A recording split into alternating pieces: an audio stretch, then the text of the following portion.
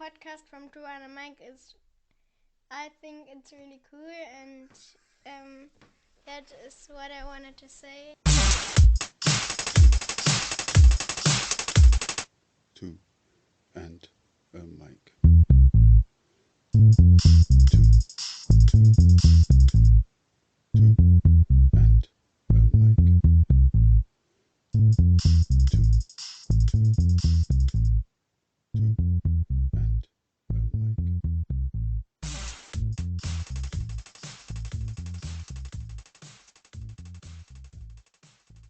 Caragh and I came together via Ale at Briskby, and I am eternally grateful to Ale for the introduction. Here's why. Caragh is a person who has a phenomenal capacity to give. I don't know her personally, I've not had the pleasure, but the way she has communicated with me, the way she has gone about doing this podcast. She twice tried to do the podcast with me, my way, but the result was that she didn't feel it was her. So she went away and presented this absorbing retelling of her life. It's not easy to do that, and it fascinates me that she is so driven on the one hand to complete a task she set herself, but also on the other hand that she has reached that level of understanding that she knows what works best for her. We simply don't always know what we want, nor what we truly need either. Caragh is the personification of courage, sincerity, and openness. There's something about Caragh's reflections that ring true with some of my experiences, obviously not at the same sporting and achievement level, but on the basis of relating to what she says, how she lived, and the simple things she appreciated, and that which motivated her. She talks about dealing with misdiagnoses, which led to her taking lithium for 5 years, while also being an elite athlete, which is very rare. She then talks about the difficulties she had to overcome within herself, her home life, her less than privileged background. Caragh is open about her neurodiversity, the medication she had to be on, and where she is now with regards to her mind, body, and sport. She reveals how lonely she felt, isolated, and how it felt to not be understood, and all the while pushing herself up that hill to make sure she could compete. I've always said my podcast is about giving other people a voice. This podcast episode keeps me true to my word. Thank you, Caragh, for all of the time you have put into recounting your story for me, and I look forward to finding out how we go forward from here. Enjoy. Hi, Zach, and all of your listeners. It's really great to be talking to you again, although, for context, I'm not actually talking to you. I'm in a room on my own recording this because we, I guess, tried to record it a couple of times, and I mean, the first time I was like, what on earth is this? This is awful, with all the tangents that I went off on. And then the second time, I think I tried to edit it for about 3 days. So I'm an expert in using Audacity now. I could become a sound engineer, but I mean, in the purposes of honesty, like last night I was just in such a mood, like I couldn't even move. I was on the floor and I was just like, my brain has stopped, as it does sometimes, and I'll explain a bit about that later. It's shut down. I can't talk, I can't move. There was a bug in the system, and eventually I worked out that it's because I just wasn't happy with the podcast, and I wasn't happy with how I was doing it, and I didn't see how it was going to be like doable in the long term. I was like, I can't take 3 days out to edit things every time we have a conversation, and it's not going to sound natural like you wanted it to sound natural. And yeah, so I kind of came to the conclusion, is actually after listening to a podcast of another lady, it was it was a podcaster who usually has conversations with people, and this time he just like let her take over. And so yeah, after like listening to that and remembering that, it kind of prompted me like, you know what, I'm doing things my way now, so why would I do that in every other aspect of my life and then try and conform to typical standards when it comes to podcasting? Like, I accept that I'm a bit different and that I struggle with communication, so I'm afraid this is the way it's going to have to be. And I'm really sorry that one of the first things that you said to me when you introduced your podcast is, yeah, so I just really let the conversation flow, and we just have a really natural conversation and just see where it goes. It's just about being natural and just, you know, having a back and forth and letting it evolve. And basically I tried to do that twice, and now I've completely gone back on that and everything your podcast stands for. So I'm sorry. But then again, if you're talking about real conversations, like, this is the way that, this is me being completely honest. This is the way that I need to do things. So, you know, hopefully you'll get a bit more out of me with me being true to myself. And I'm sorry that it's really odd, but I'm trying to be unapologetically me at the moment. I'm sure you would have like given the listeners a bit of context in your introduction, and hopefully that will provide them with a bit of context as to why I've just spoken about me being unapologetically me and true to myself now. But just to make sure they do understand, I have high functioning autism, and I am owning my difference for the first time in my life. It's taken 31 years, but yeah, I'm trying to be true to myself. And like, my experience over the last few days, and to be honest, the last couple of months trying to do this podcast, like every now and then building up the courage to go back to it, just reminded me of what I'm trying to avoid, trying to be a square peg in a round hole all my life and all my sporting career, and, you know, having quite a complex set of injuries the last few months, and being away from the training centre and being ready to be open and be myself. I've really experienced what it feels like to just be comfortable and not have to try to be something that I'm not. And so the little moments in the last couple of months and the last few days where I've almost been unwittingly trying to kind of strong arm myself back into a hole that I don't fit in, it kind of reminded me of really what I'm trying to avoid and why I'm trying to avoid it. It's not a nice feeling. So yeah, that's a bit of the context. And where do I start now? This is where I need someone to ask me questions. But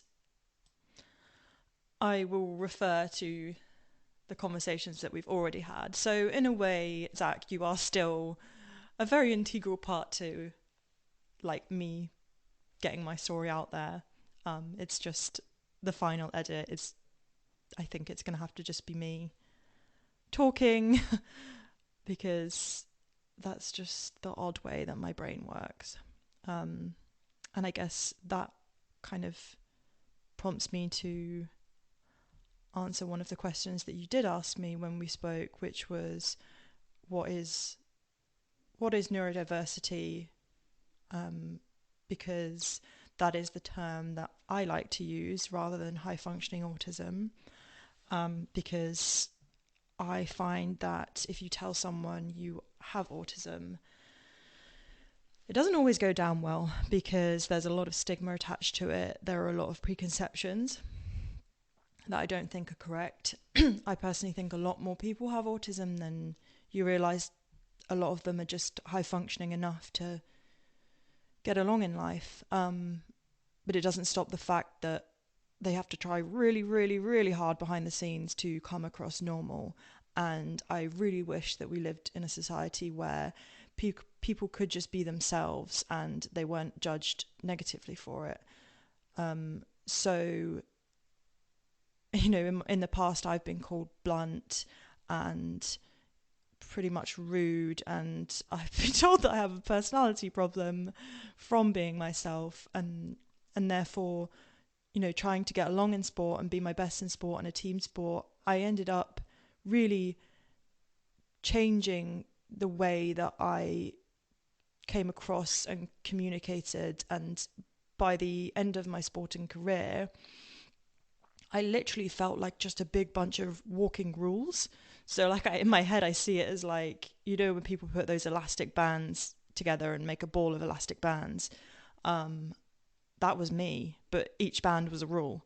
I was literally I was in there somewhere, but I was so far below all of those rules, and all of those rules like are really restrictive and really take a toll on you. And so in the last few months, when I've been rehabbing my injuries and I've not been around as many people, or at least it's been on my own terms, I've been away from the training centre. It's been such a relief to kind of like strip myself of each rule like one at a time. And then it's funny because obviously went to do the podcast with you, and suddenly I was back to using those rules and feeling restricted again, and yeah, that's what I want to avoid. So what I was saying was neurodiversity, that is a term that I like to use rather than high functioning autism. It's also an umbrella term that covers a number of conditions such as ADHD as well, and dyslexia and dyspraxia, and as well as it being realised in recent years that autism is a spectrum. There's also a lot of studies that show a huge crossover between, say, autism and ADHD and all of these conditions that come under neurodiversity.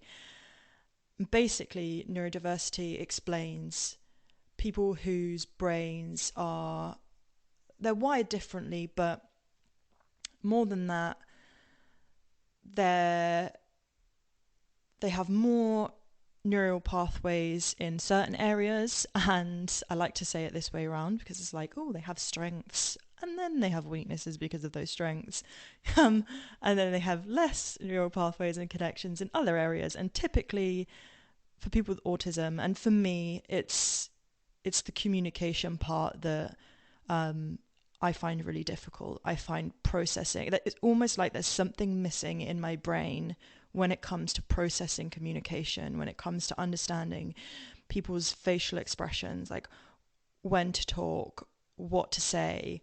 I'm so bad at small talk and things that it really takes it out of me. There's a lot of brain power that has to go into it. But then you ask me to, I don't know, do something sporty where I have to put my mind to something. It's just me against the ergo, for instance. I'll be really good at that. I'm like a dog with a bone. Or alternatively, you ask me to draw a picture of something, and I mean, it sounds big-headed, but like I can draw it exactly like the picture. Like I'm very creative. So yeah, neurodiversity just explains people whose brains are not typical.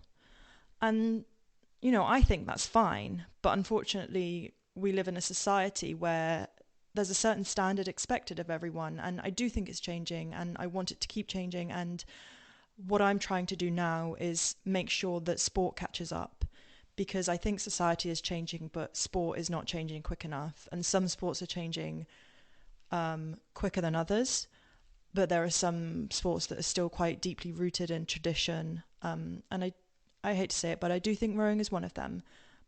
It is changing, and I'm actually working with a charity connected with British Rowing, who are the national governing body of rowing in England, and the charity is Love Rowing.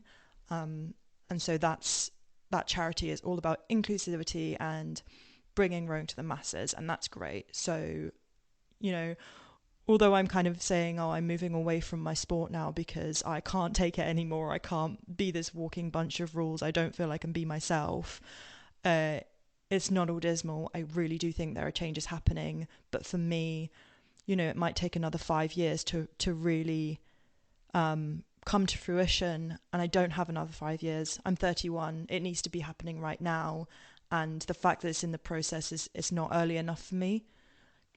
And also I've got all these injuries. I've got I had capsulitis in my hip, tendonitis in my psoas and my glute med. You know, I've got some pathology in my hip, and then also I think because I'd just been training through that for so long and just putting on a brave face and not being able to communicate how much pain I was in, because that's just typically me, I ended up giving myself a tear in one of my discs in my back. So yeah, I don't have the time in terms of age, and my body is also worn out. And then that also leads me to talk about another reason that I'm worn out, and that is that I was misdiagnosed as having bipolar in maybe like 2013 or 2014, and was put on lithium and eventually lamotrigine and quetiapine, and I spent maybe 5 or 6 years on the squad taking these medications for something that I didn't have, which is apparently quite common among females, especially with autism or ADHD traits, because you have the ADHD which makes you like super productive, and you have all these ideas and you want to do them, and you can also hyper focus, and then you have the autism which just crashes you sometimes.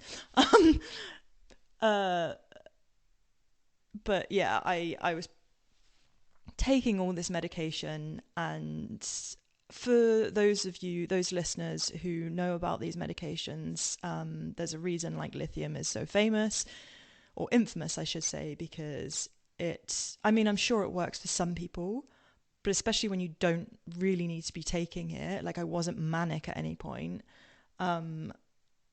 it's not a nice thing to be taking. It's basically like taking sedatives, and then I was trying to be an elite athlete and perform at my best, and I also had the extra difficulties with communication that was still there, and the other pitfalls that come with being autistic or neurodiverse. So yeah, I had years of really, really struggling, and I'm tired. I feel okay to admit it now. Like, I'm really tired of it. Like, I fought the fight from the inside for so long. I think I'm ready to fight it from the outside, and also I'm ready to just be kind to myself and be kind to my body. I've really asked a lot of my body and my mind for a lot of years, and I don't want to do that anymore. Like, when you're young, for some reason, or at least I felt, and a lot of athletes I think feel this way, like when you're young, you're like, you love the pain and you love to prove that you're like hard as nails and you can do anything, and you'll sacrifice anything for sport, and that's great. But as you get older, your motivations change, and then with all of the difficulties that I've been through, like every time I hurt myself through sport, I was just like, no, I need my body for the rest of my life. And also, like, I doubt anyone else has been on lithium for 5 years and tried to be an elite athlete. And I really feel in the depth of my soul that I need to pay myself back and be kind to myself. And then that also brings me on to what I want to do now, which is primarily make sure nobody else goes through what I went through. Like, that is my primary goal.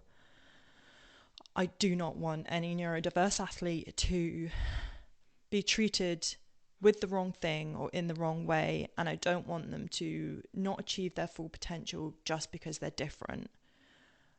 Like, I do think it is up to neurodiverse athletes to find ways to work with other people, but at the same time, they need to be able to be themselves doing that. So I think there's compromise that isn't necessarily happening right now that could be happening. So it's also up to the coaches and the support staff to understand those athletes. And so that's what I want to do is, I stop people or neurodiverse people from going through the trials and tribulations that I went through, but I do that by advocating, raising awareness and educating coaches, support staff and the athletes. And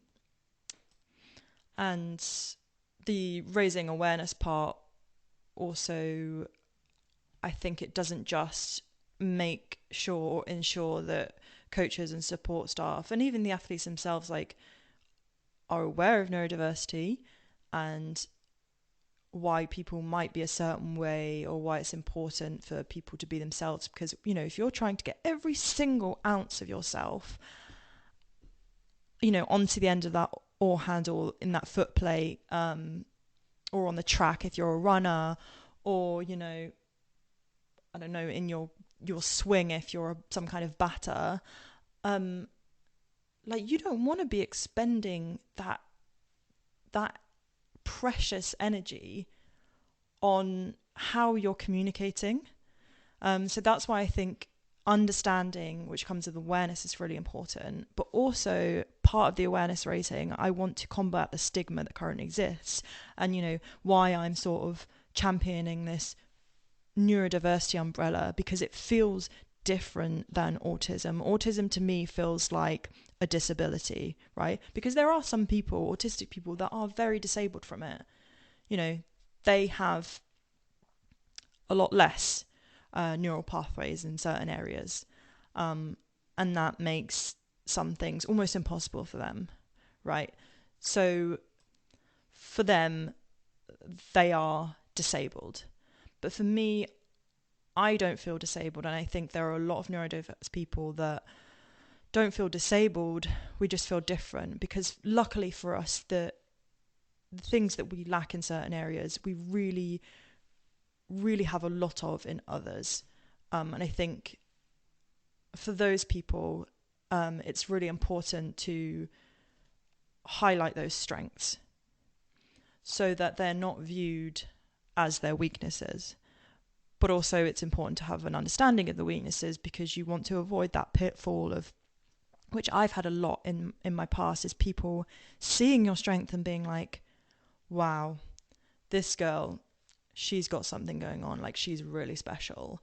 And then you just fall over at the most ridiculous things, and people are just left with almost blank faces, and they're like, what on earth just happened? Why did that? What? I thought she was and then this happened. Is she just crazy? I have been called crazy and mad in the past. Not in front of my face, but behind my back. And I'm not crazy or mad. I just have some weaknesses. But, if I was able to be more open about them, then people could just give me a little helping hand and not expect things of me that I can't do. And it's not to say that I absolutely do not think neurodiverse athletes should get a free pass. No way. They need to be fast enough. But do they need to do things exactly the same way as everyone else? If there is another way to do it that doesn't take as much out of them and gives what other people need as well, why not do it? So yeah, that's in essence why I'm doing what I'm doing, and or why I'm doing what I'm sort of setting out to do now. I'm in the very early stages of doing it, and that's also why I think it's really important just for context, I keep pausing the recording every now and then to have a little think and make sure I've not said anything offensive and to make sure I know where I'm going with this, because I tend to be like really clumsy with how I say things. One of the recordings that we did that I'm going to ask Zach to put in the bin, I think I was like really offensive to the entire working class and everyone at my old rowing club accidentally when I was trying to pay them a compliment. And I'll explain that a bit later. So yeah, that's what the weird, awkward pauses will be, if you can hear them. Maybe you can't hear them, but yeah. So I guess referring back to the conversation that I had with you, Zach, we talked a bit about the context, and then we talked about like when I started rowing and where I started rowing. So I guess I'll just move on to that. A bit about me. So I started rowing through a charity outreach project in Southampton, which it was called Project Awesome, or the Awesome Project, one of the two.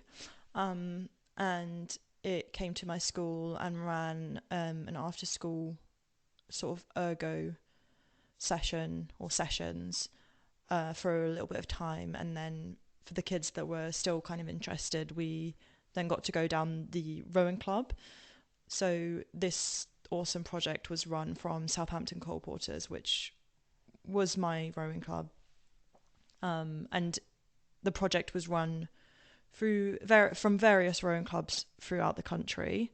So this was my local one, and I'm very grateful that the people at Coal Porters applied to host the project. I mean, partly it's because I think they wanted the grant to improve their facilities, but at the same time, you know, volunteers had to give up their time and energy to go to the club and introduce state school kids to this sport that they wouldn't have otherwise had access to. And at the time, I did every after school club going, so like every sports club. And I was like, yeah, I'll try this. And I went down the club a bit, but when I tell my story, usually I just say, yeah, I loved it from the start, but I didn't. Well, I did like it, but at the same time, I was just hanging out with a bit of a naughty crowd of kids. That was my accent coming, naughty.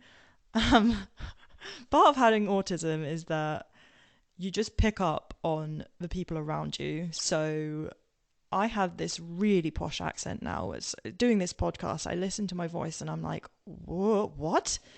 Ew, where did that come from? But like, I'm from Southampton and I lived on a council estate for the first 10 years of my life, and it was just when I went to the junior worlds, and since then sort of hanging around with people that row who are generally like privately educated and stuff, like I just morphed my accent into theirs.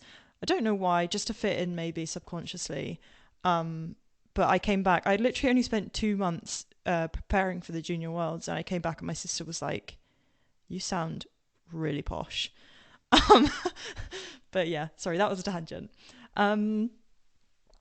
So yeah, Southampton Coal Porters, I didn't actually like love it straight away, because I was more interested in just being a bit naughty and just, you know, experimenting with different friends. Like, part of my issue is that I find it really hard to make genuine connections with people, but the connections I do make are very strong.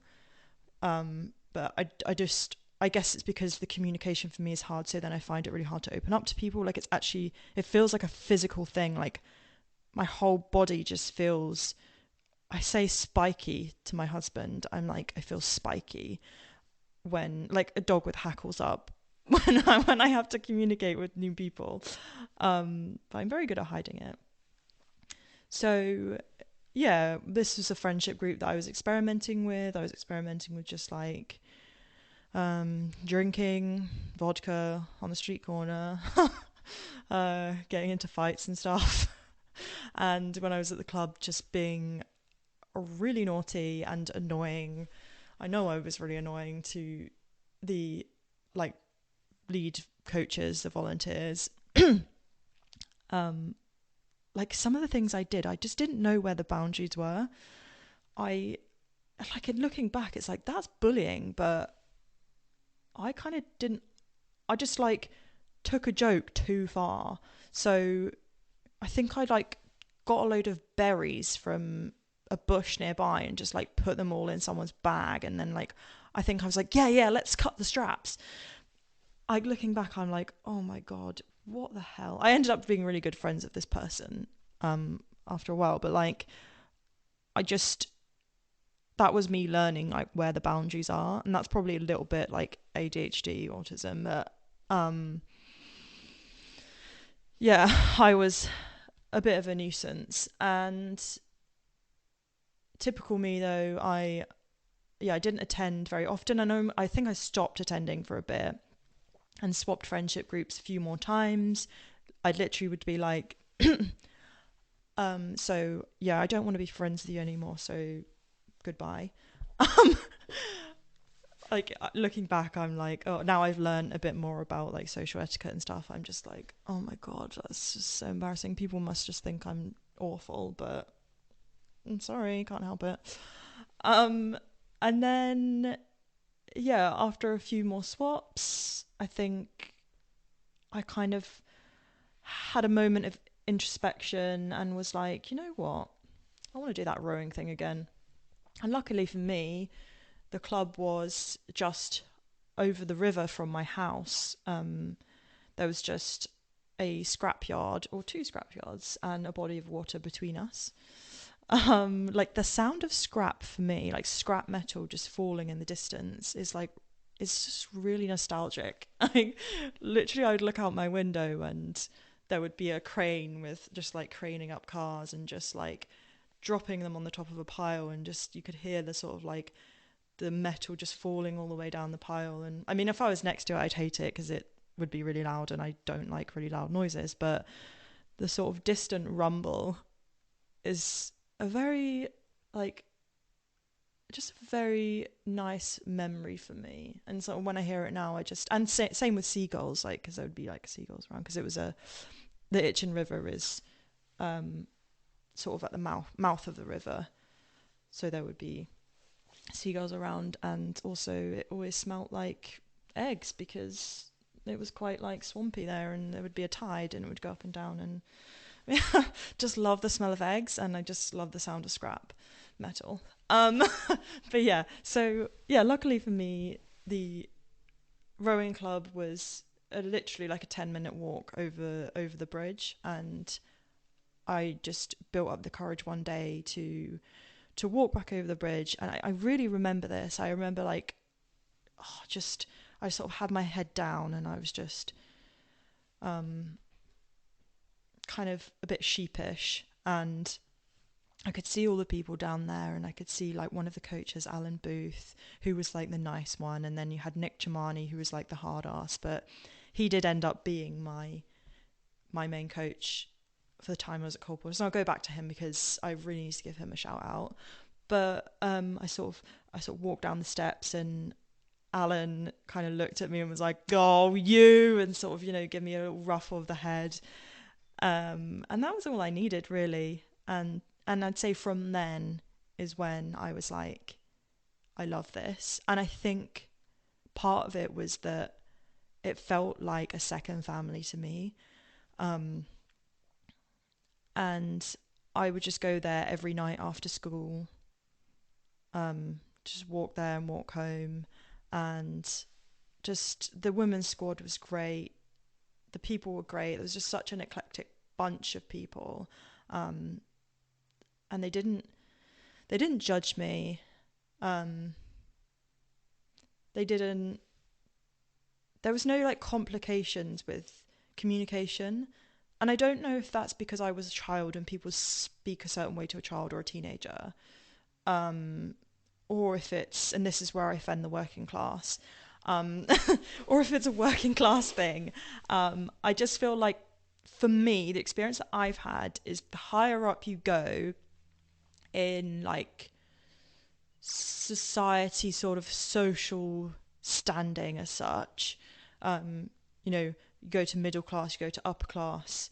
The more I can't say this, BS, and the more like fluffy language you have to put up with. So, and the more small talk there is. So it's like the more difficult I found communication. But at Cole Porter's, yeah, it could have been a social standing thing, and you know, people don't have time to chat rubbish. Not saying that all middle class and upper class people do. I'm going to go the other way and offend them now. But yeah, they don't have the time or energy to fluff things up, or they don't have a need for it. I don't know, or because I was a child, but I did find I had a lot less issues with sort of understanding people and being understood. I felt really, really incredibly supported. I had a lot of friends because I could just be open and be myself. Yeah, and I loved it. And part of that was the second family thing was, sorry, my chair's all squeaky.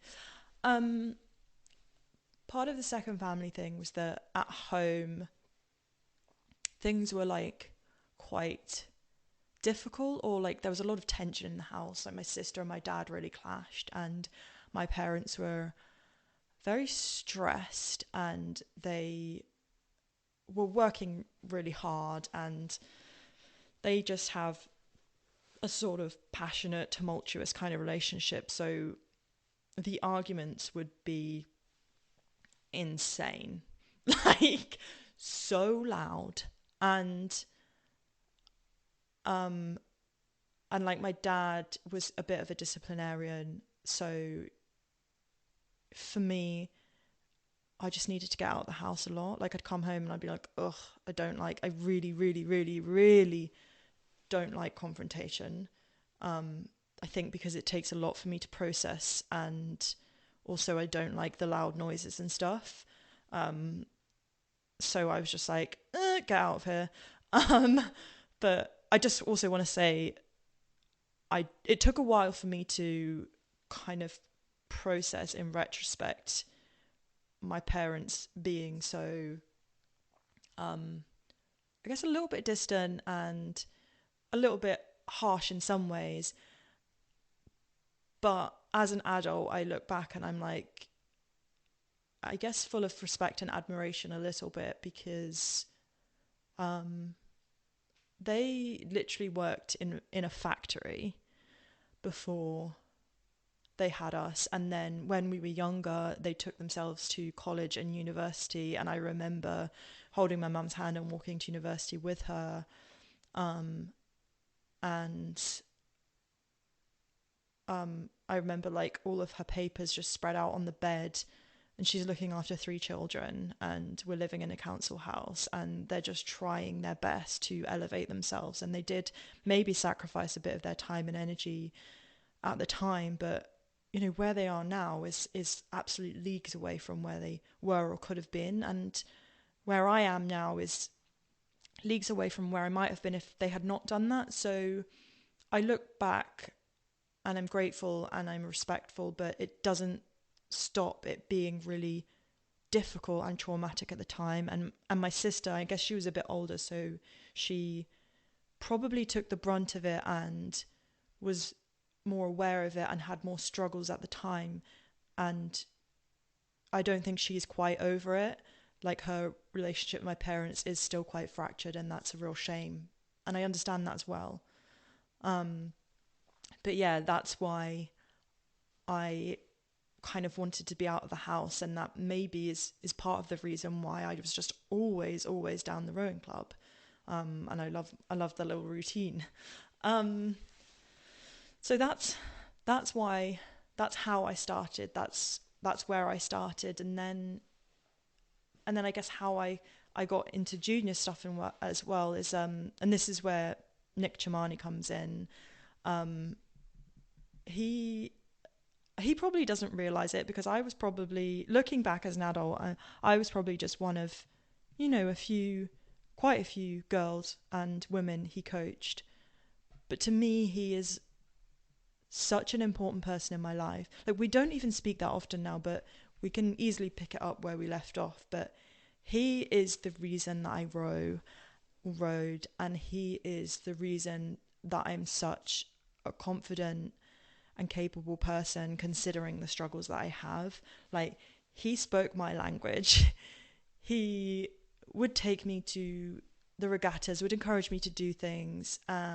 He would take me all the way up to Nottingham. He had a family, he had a job, he worked nights sometimes, but he would do these things just because he was a kind person, and he would stand up for me in, the junior trials selection.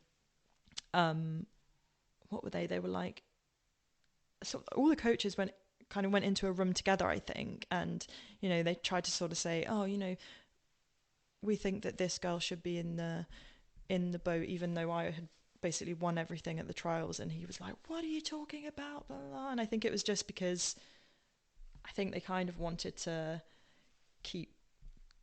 please the public schools, and Cole Porters didn't really matter because who else was really going to come from Cole Porters? But he wasn't having any of that, and he kind of was like, you are not doing that to her. And then in terms of me, he would just be like, you got this, you can do this, you go on, he'd just, I don't know, I can't explain it, but he just really said everything how it was, and was so encouraging and just really believed in me. And I don't think he realizes how much I kind of referred to my memories with him and with all of the girls at Cole Porters throughout my career. And it's almost like the further away I get from that period, and the more difficulties I've had in between, it feels like the weaker I've got. I know that sounds really bad and sad, but that worked for me, and then the things that came after didn't. So I was hanging on to that memory that worked, and that strength, and then eventually it kind of ebbed away.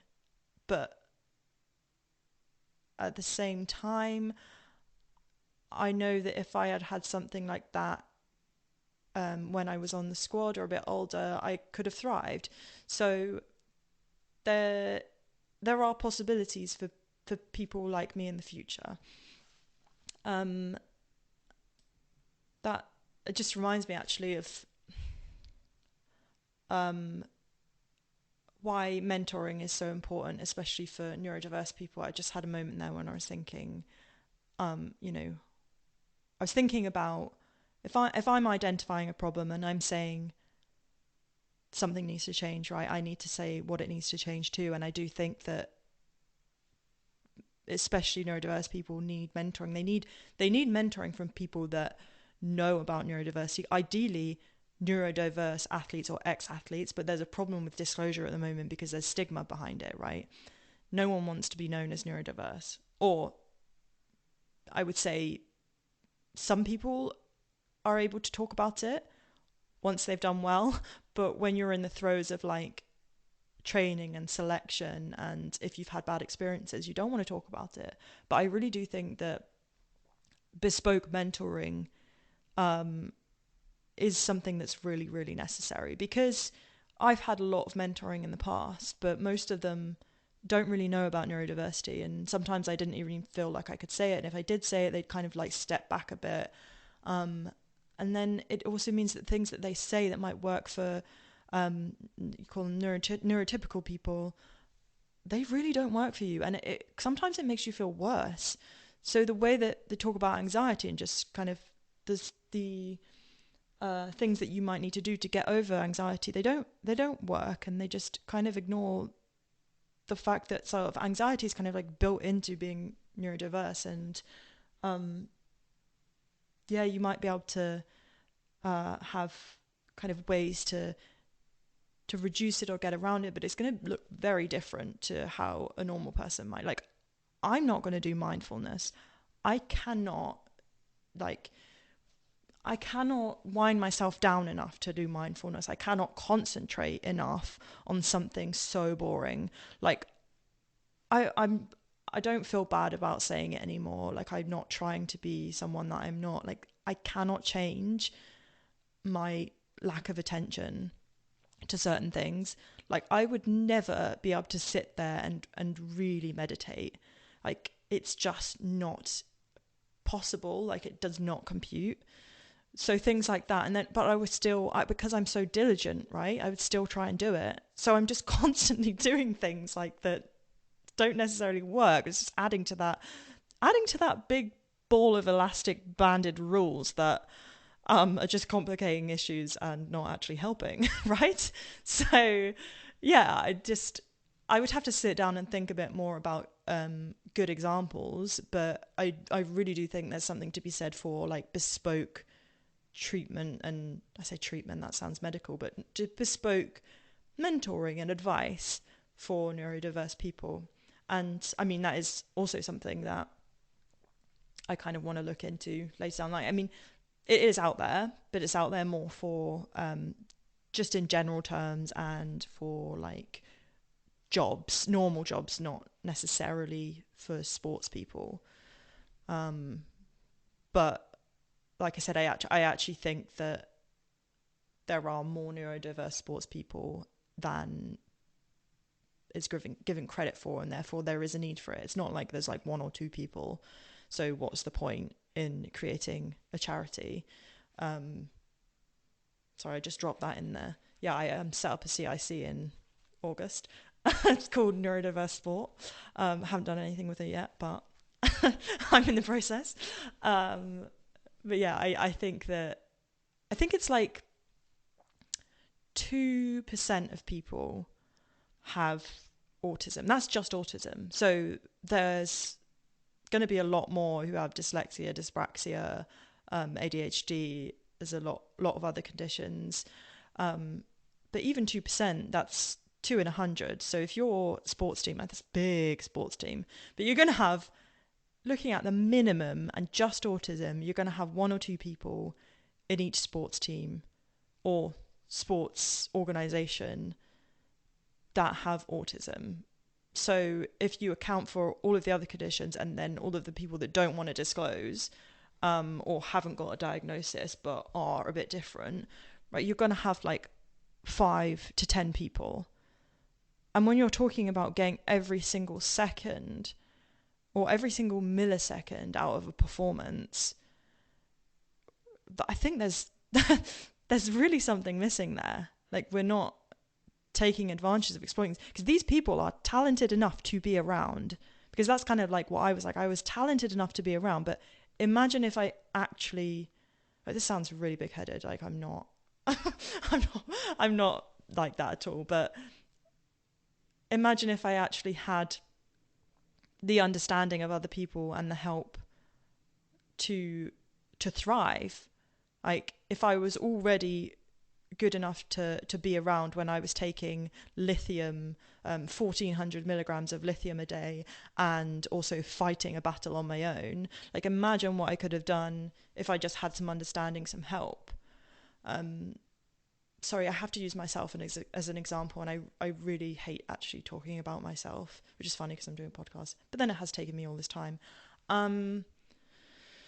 So yeah, and then I think, and yeah, so I just had to pause it just to gather my thoughts again, because I had something in my brain and then it kind of like flew away, and now it's kind of back again. It might fly away again, but I think the point that I was going to make was, so I use myself as an example, which I hate doing, but I actually, like, the example is not just my opinion, it's objective as well. So if I give a bit of context to that, like, I was only diagnosed as having autism in 2019 by the UK Sport Mental Health Panel, and I was the first subject of that, the first of many. And so sad, like, let's get the violin out. But I'm pretty sure I heard through the grapevine, and I'm not stupid, that they kind of were like, we need to find a way to bin this person, right? Because I was not thriving, but like I said, I was just about good enough to stay on the team. And they wanted someone else who to open the door to other athletes who might do better.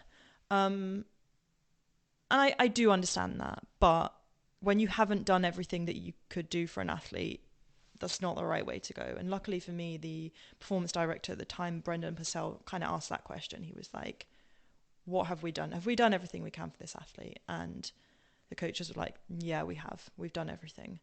And he was like, no, I don't think you have. Well, this mental health panel has just been put together. Let's get her to see them. So I did, and that's when I was re-diagnosed with autism. It's like 3 of the best psychiatrists, psychologists, sports psychologists in the country together came to my home, looked at all of my medical notes, which I had to get, which was kind of hard, a big wodge of notes. Spoke to my husband, spoke to a few people, spoke to me, and basically I was re-diagnosed with autism. They're like, you do not need to be on all this medication. We're going to titrate you off over a period of time, and you're going to have therapy as well because you've been through a lot. On that note to myself, I need to go back to something about that in a minute. And yeah, basically that year I was a spare for the team. So that's like, one step from being out the door. And then the next year, after making all those changes, I was selected for the Olympics. And then obviously COVID happened, which is super annoying. That really, really affected our team quite a lot. And like, especially like selection and R8. R8 didn't do very well at the Olympics the next year.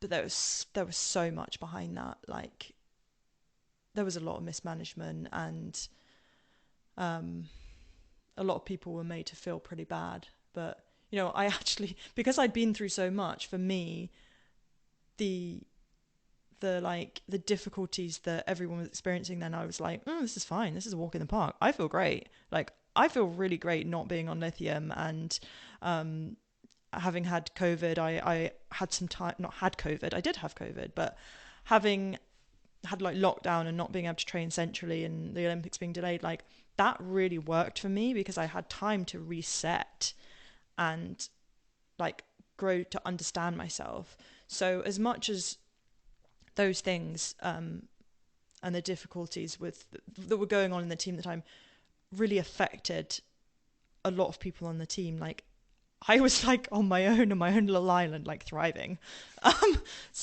But I can completely understand where everyone else is coming from. Like if you're not used to that kind of adversity and that kind of treatment, then you get it in the year that you're in the year that you're selected for the Olympics and going to the Olympics.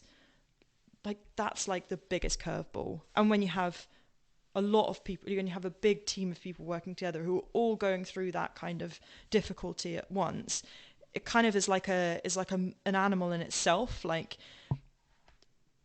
everyone kind of, the difficulty kind of becomes amplified, right? It's not that people are trying to be that way. It's just the way it is. And that's why I say mismanagement. It's like a group of people who are really struggling are like kept together and not given the help that they need, and then the result was not great. And already this year, like management's changed. We've got a new head coach, and the team is thriving, and that's great. So I guess my point is that objectively, I improved so much. And like I said, like luckily for me, although the Olympics didn't go that well, like being selected for the Olympics is great. So obviously that's proof that I had improved. I went from spare to being one of the top athletes in the squad. But at least I also had a race in the 4 in Lucerne where I had to sub in for someone who unfortunately was bereaved. and we won a silver medal. And that was like with three days practice. So for me, that was really great because I love objective data. So as much as I can say to you and say to other people, like, it really, really helped me having people understand me. I actually had a communication plan that I shared with the coaches, not being on all that medication, having the right diagnosis. As much as I can say those things, being understood really, really, really helped me and made my performance better. Objectively, I can show you that it did. I went from spare to getting a medal at the World Cup. And that's what I want to help other people to do now. Just having another little pause, went down a rabbit hole, and I've lost my way. I was actually considering deleting that last bit, but I'm going to keep it in for the interests of honesty and really like letting people into my head and the struggles that I have with like not jumping around and forming consistent thoughts and things. And I'll just really, really trying to be brave and honest and really let people into what goes on in my head rather than just putting up a front. So yeah, I think I mentioned about 5 minutes ago or so, like, that I was talking about my struggles and that, I just want to come back to that in a minute. Well, I think it was that I do feel the need to mention how I understand that some people might listen to me and think, oh, get over yourself. Like, some people might listen to me and think, but there are people dying and there are people starving and, you know, there are people losing limbs and there are people really, really ill. And I don't know the point that I'm trying to make with this, but I do appreciate that. I guess I feel like society is really polarized, and in the society that I am part of right now, I'm expected to be a certain way, and that's my reality, and that's what I'm struggling with. But I totally have respect and will like defer to the struggles that other people have that are bigger than mine. But I'm telling my story for the sake of progress and progression and what society would ideally be like as a whole in the far future. I guess I believe that everyone should be able to be themselves and should be tolerant of each other. And so that's why I am of the opinion that I'm of, and I'm doing what I'm doing. But I just thought it was important for me to just caveat and say there is a little bug in my brain sometimes that says to me, what are you, like, you're ridiculous, like, you're just whinging and just get over yourself. I don't know if that's from growing up in the 90s where it was like, you know, women couldn't have autism and or ADHD and well, obviously they could, but that was like the view was just males. And also, unless you were like on death's door, just get over it. And that is something that I've struggled with all my life. Is I feel like as a society now, we're like, expectations have changed a lot, and we're not just expected to get over it. And that's why I'm kind of saying what I'm saying. But yeah, I do struggle with the kind of views and opinions that I formed when I was younger, and therefore it makes me a little bit paranoid as well telling my story, because I'm like, I'm sure there are a lot of other people that must feel the same. But yeah, in conclusion to that, a long-winded ramble, please be nice to me. Please don't troll me. I do check myself, and I do know that in the grand scheme of things, this is not like the biggest problem in the world, but in the interests of society continuing to progress and inclusion and fairness, like that's why I am pursuing this cause, because yes, I didn't die, but and I did have a lot of great experiences, but I had some really, really traumatic ones, and I don't want other people to have those. So I actually feel like I've kind of said enough for this first episode. Sure, Zach will kind of, he'd have given an intro and also give an outro, just explaining that we are kind of planning to do multiple episodes, because I mean he's heard my story a few times now, and there's a lot of content, and there's a lot of detail to go into. Like, I've given you a very broad overview, but you know, it would be good to go a bit more into my childhood, or go a bit more into some of the good experiences I've had versus the bad ones. Fully to kind of open people's eyes a bit, and also just in case there are like some neurodiverse athletes that hear this, or you know, are referred to this podcast and they listen to it, it would be really great for them to listen and feel like I'm not alone, because time to get your violins out again. Like, one of my biggest problems throughout my career was I felt completely alone, and I felt like an absolute alien. I felt like nobody understood me, apart from my husband. Just giving a shout out to my husband, Mikey Mottram. But even that took a lot of years, and like, I'm really difficult to live with. Like, when he proposed to me, I I literally like almost had an autistic meltdown. I nearly knocked the ring out of his hand. Like, I wanted to say yes, but I think I was like, yes, but I don't like the way that you said it, and I made him like say it in a different way. And yeah, I'm really difficult. I'm spiky a lot of the time, and sometimes I just shut down, and he has to sort of coax me back out of my shell. So I'm very fortunate to have had him, but throughout my career, I did feel extremely alone and isolated. And I think just if I had just heard some stories like mine, to kind of like show that I wasn't the only person that had ever gone through this in sport, I think it would have made me feel a lot better and a lot less kind of crazy. And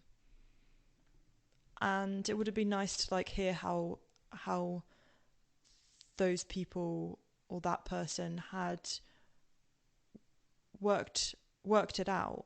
And I know there are a few people that are openly autistic, a few athletes are openly autistic or ADHD, but there aren't many that have disclosed it, or that the media are kind of like pushing out there. And also part of this is something that I'm really going to have to think about, is how to get this information to autistic athletes or to neurodiverse athletes.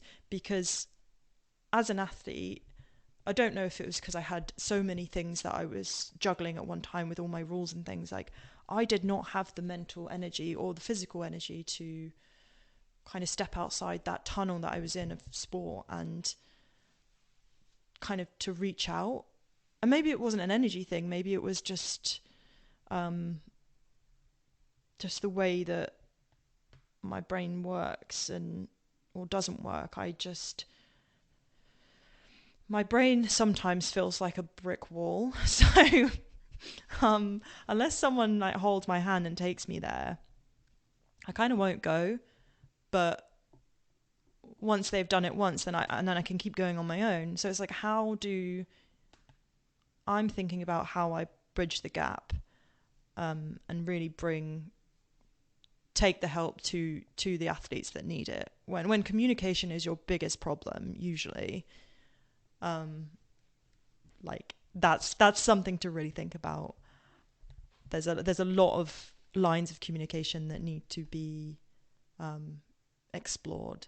Like, you know, how does the athlete communicate the difficulties that they're going through for that to be identified by somebody else or by the coach, for then me or someone who can help to then step in and help them. So if any of the listeners have any ideas on that, I'd love to hear from them. And at the same time, if any of the listeners kind of just want to talk to me or want to collaborate in any way, I'm absolutely open to that. Like, you can find me on LinkedIn or Instagram, which I don't use very much, or Facebook. And maybe once I've got my website and email address up and running, like in one of the future podcasts, I can put that on here. But for now, I mean, you know my name and you can just find me. So I guess with that, I'll hand back over to Zach and I'll let him wrap up. But thank you for listening if you've made it this far. I don't know what that says about you, because I can't imagine who would actually want to listen to me for over an hour. But yeah, thank you very much, and hopefully you'll tune in next time. And just for context, what I'm going to do is I'm going to get Zach to listen to this and either write down some questions, or like we'll have a call and I'll answer some questions, and then from that I'll do the same thing again, where I go into a quiet room on my own after a few days of processing, and I will say what I want to say. Just, I think when I'm having a conversation with someone there and then, I just find it very disruptive to my flow. So even today, I've like had to stop, just to pause and reset a few times. So imagine what that would be like with having to kind of process someone else's questions and words and facial expressions and things. Oh God, I hate being weird sometimes, but I kind of love it sometimes as well. So thank you and goodbye. Caragh is doing something spectacular. She's taking all of the positivity and all of the negativity. She's taking all of the miscommunications and all her self-awareness. She's taking all of her feelings of isolation and her determination to reach out a hand in understanding and empathy and give it to people with neurodiversity, that which she didn't have. She's creating a home of acceptance for athletes who will benefit from the adversity she has always dealt with. Caragh is talking to everyone out there who feels alone and misunderstood. Despite how hard it may be to accept, how impossible your situation may seem, you must hang on in there and remember, you're not an island. There are people willing to try to understand and embrace who you are. Communication is usually a big problem. There are many avenues that need to be identified, and those who have lived through similar troubles don't have all the answers, but they can comprehend what it takes to put one foot ahead of the other every damn day. Caragh, and I too for that matter, would love to hear back from you. And if you'd like to collaborate with her, her details are in the podcast notes too. Thank you for listening, and enjoy being and doing you. 2.